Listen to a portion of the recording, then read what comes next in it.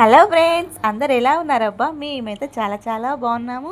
మీరు కూడా అందరూ బాగుండాలనేసి మనస్ఫూర్తిగా అయితే కోరుకుంటున్నాను. ఇవాళ సండే కదా, ఇక సండే వచ్చిందంటే ఇంట్లో అయితే ఖచ్చితంగా నాన్ వెజ్ అయితే వండాల్సిందే. అట్లీస్ట్ ఎగ్ అన్నా ఉండాలి, లేదనుకో ఆ రోజు మనకైతే అసలు సండే ఫీలింగే రాదన్నమాట. ఇవాళ మార్నింగ్ మా ఇంటి సైడ్ అయితే పుంటికూర అమ్మనీకైతే వచ్చారు. ఈచ్ వన్ 5 రూపీస్ అన్నమాట. నేనైతే ఒక 4 కట్టాలు అయితే తీసేసుకున్నాను. ఇక సమ్మర్ వచ్చేసింది కాబట్టి మనం ఏ కర్రీ అయినా కొంచెం గట్టిగా వండుకున్నా, స్పైసీగా వండుకున్నా అస్సలు తినాలనిపించదు.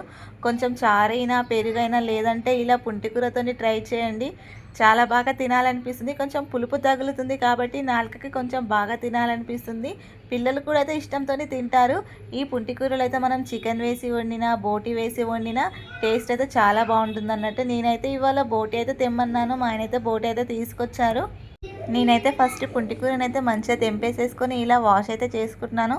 ఆకుకూరలు కొంచెం గలీజు మట్టి ఉంటుంది కాబట్టి 2-3 టైమ్స్ అయితే కంపల్సరీగా వాష్ అయితే చేసేసుకోవాలి. నేనైతే ఇక్కడ వాష్ చేసి మళ్ళీ సపరేట్ వేరే గిన్నెలోకి అయితే తీసేసుకుంటున్నాను.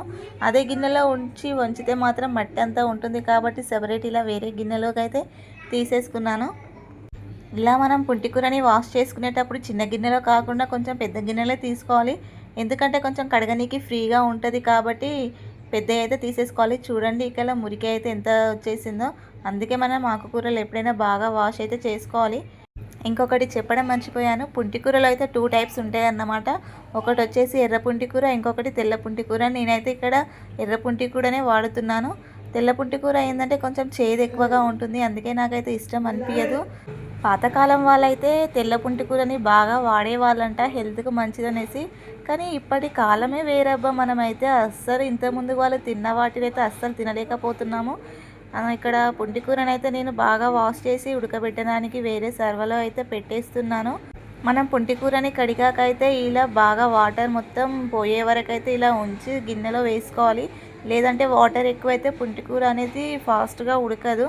కొంచెం వాటర్ తక్కువనే ఉండాలన్నట్టు. అందుకే నేను ఇలా మొత్తం వాటర్ పోయేంత వరకు ఉంచి ఇలా సర్వలో అయితే వేసేస్తున్నాను. ఇంకా నా వీడియోని ఫస్ట్ టైం చూస్తున్న వాళ్ళైతే నా ఛానల్ని సబ్స్క్రైబ్ అయితే చేసుకోండి. నా వీడియో మీకు నచ్చితేనే లైక్ అయితే చేయండి. ఎందుకంటే మీరు సబ్స్క్రైబ్ చేయడం వల్ల, అలాగే లైక్ చేయడం వల్ల నా ఛానల్ అనేది కొంచెం ఇంప్రూవ్ అయ్యే ఛాన్సెస్ అయితే ఉంటాయి. నా ఛానల్ని మీరు సబ్స్క్రైబ్ చేసుకోవడం వల్ల నేనైతే మీకు యూస్ఫుల్ అయ్యే కంటెంట్ని అయితే ఇస్తాను.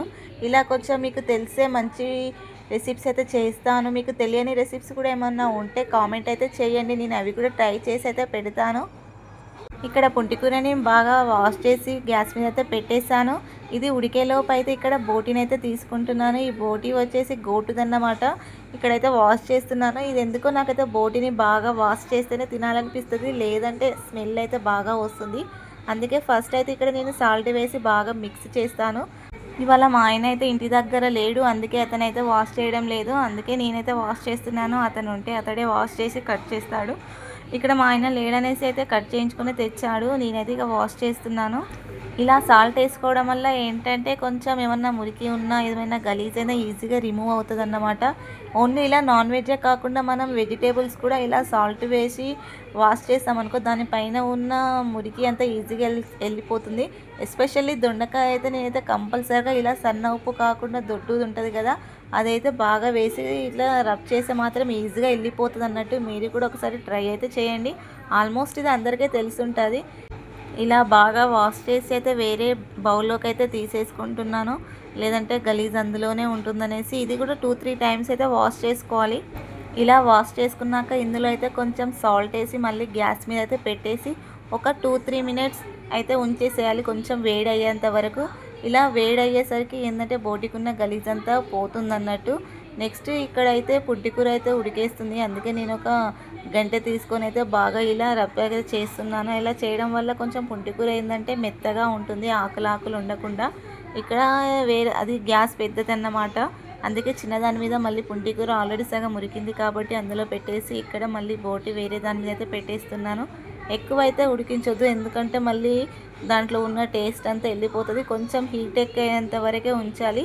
అప్పుడు మళ్ళీ తీసేసి మనం మళ్ళీ ఇలా మిక్స్ చేసుకుంటూ వాష్ చేస్తే అందులో ఉన్న గలీజ్ అయితే మొత్తం పోతుందన్నమాట. ఇక్కడ బోటి అయితే బాయిల్ అయ్యే లోపు నేను సైడ్కి ఆనియన్స్ అయితే కట్ చేసుకుంటున్నాను.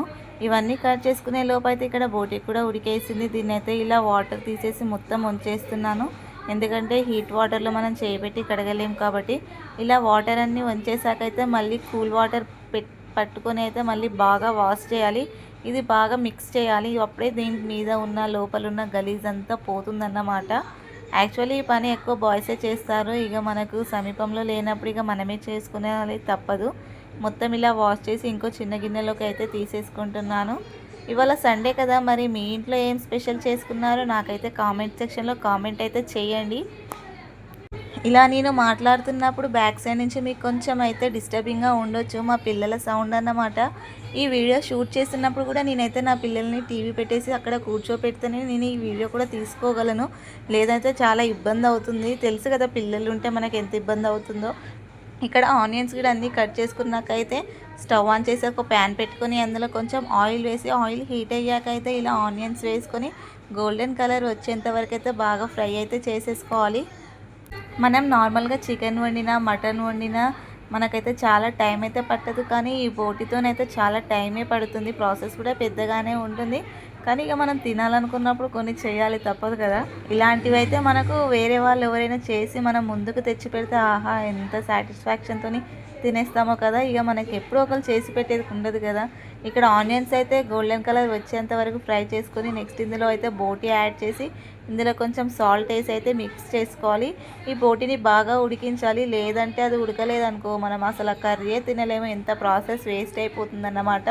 ఇది కొంచెం బాగా గట్టిగా ఉంటుంది కాబట్టి బాగా ఉడికించాలి. ఆల్రెడీ మనం ఫస్ట్ ఒక 2-3 మినిట్స్ వేడి వాటర్లో హీట్ చేసాం కాబట్టి అప్పుడు కొంచెం మెత్తగా అవుతుంది. ఇప్పుడు కూడా కొంచెం ఉడికించుకొని నెక్స్ట్ ఇందులో కొంచెం పసుపు అల్లం వెల్లుల్లి పేస్ట్ అయితే వేసుకొని బాగా మిక్స్ అయితే చేసేసుకోవాలి. ఇక్కడ నేను పసుపు వేసాక అల్లం వెల్లుల్లి పేస్ట్ వేసేటప్పుడు కెమెరా ఆన్లోనే ఉంది, కానీ క్లిక్ చేయడం అయితే మర్చిపోయాను. అందుకే అల్లం వెల్లుల్లి పేస్ట్ వేసేటప్పుడు అయితే ఈ వీడియోలో అయితే చూపించలేకపోతున్నాను. ఇక్కడ పసుపు అల్లం వెల్లుల్లి పేస్ట్ వేసుకోవడం కంప్లీట్ అయ్యాక నేనైతే ఇక్కడ కారం అయితే యాడ్ చేసుకుంటున్నాను. పుంటికూర కొంచెం పులుపు ఎక్కువగానే ఉంటుంది కాబట్టి కారం కొంచెం ఎక్కువగానే వేసుకోవాలి.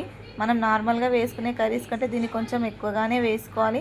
నాన్ వెజ్ ఏదైనా సరే కొంచెం మనకు కారం ఘాటు బాగా ఉంటేనే తినాలనిపిస్తుంది, లేదంటే చప్పగా ఉంటే మనకు అసలు నాన్ వెజ్ ఫీలింగే రాదన్నమాట. ఇక్కడ కారం వేసుకొని బాగా ఉడికించుకున్నాకైతే నెక్స్ట్ ఇందులో పుంటికూర యాడ్ చేసుకోవాలి. పుంటికూర అయితే బాగా మెత్తగా అయితే ఉడికింది, ఈజీగా కర్రీలో మిక్స్ అయితే అయిపోతుంది. ఇలా మొత్తం పుంటికూర వేసుకొని అయితే బాగా మిక్స్ చేసుకొని కొన్ని వాటర్ వేసి ఇలా సిమ్లో అయితే పెట్టేసేయాలి. పుంటికూర కొంచెం గట్టిగా ఉంటేనే కొన్ని వాటర్ వేయాలి, లేదంటే అది కొంచెం వాటర్గా ఉంటే మనం సపరేట్గా వాటర్ యాడ్ చేయాల్సిన అవసరం ఉండదు. ఇలా నేనైతే కొన్ని వాటర్ యాడ్ చేశాను కొంచెం గట్టిగా ఉందనేసి. చూడండి, చూస్తుంటేనే టెంప్టింగ్గా ఉంది కదా. నాకైతే పుంటికూరతో ఏ కాంబినేషన్ చేసినా చాలా ఇష్టం అన్నమాట. ఇంతకుముందుకు వింటర్ అవన్నీ ఉంటే పిల్లలకు కొంచెం జలుబు చేస్తుందనేటి మేము ఎక్కువగా వాడకపోయేది, కానీ సమ్మర్ ఎంతున్న జలుబు కూడా ఎక్కువ చేయదు కాబట్టి పుంటికూరని అయితే మంచిగా వాడేసుకోవచ్చు. లాస్ట్లో ఇందులో కొంచెం గరం మసాలా కొంచెం ధనియాల పౌడర్ వేసేసుకోవడమే. ఇంతేనండి, ఎంతో టేస్టీ బోటి పుంటికూర కాంబినేషన్ కర్రీ అయితే రెడీ. నా వీడియో మీకు నచ్చితే ఖచ్చితంగా లైక్ అయితే చేయడం మాత్రం మర్చిపోకండి.